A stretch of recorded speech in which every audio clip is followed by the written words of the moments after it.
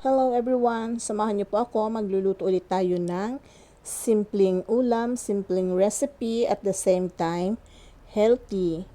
So, umpisahan na po natin ang pagluluto.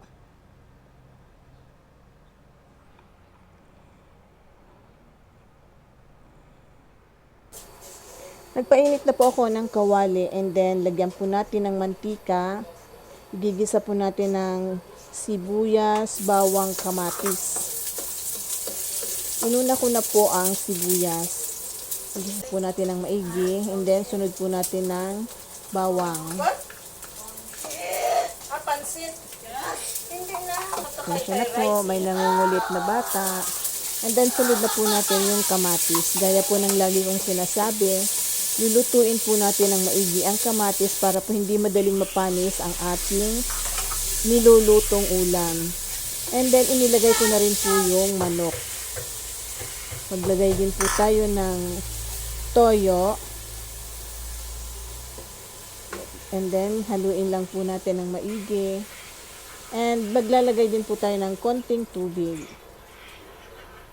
para po maluto yung ating manok.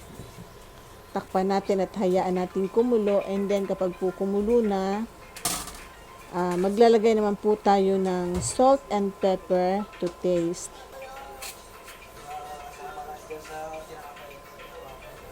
Ito lang. Opo, wait lang.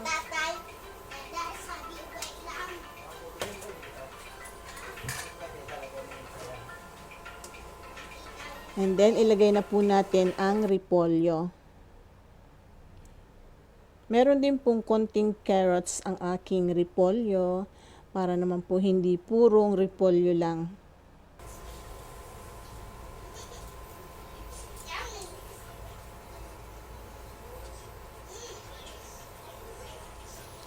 Haluin po natin ng maigi and then pagkatapos po nito, tatakpan po natin at hayaan natin kumulo hanggang sa maluto naman yung gulay.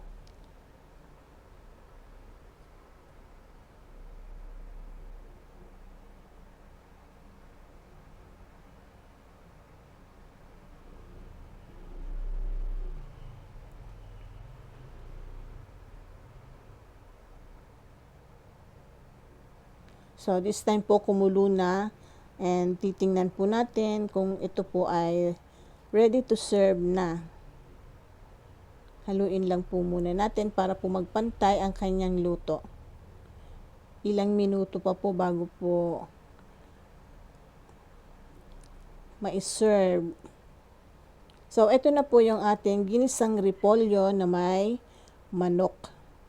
Sana po nagustuhan nyo ang video na to at kung nagustuhan nyo po, huwag kalimutang mag-like, share, comment, and follow.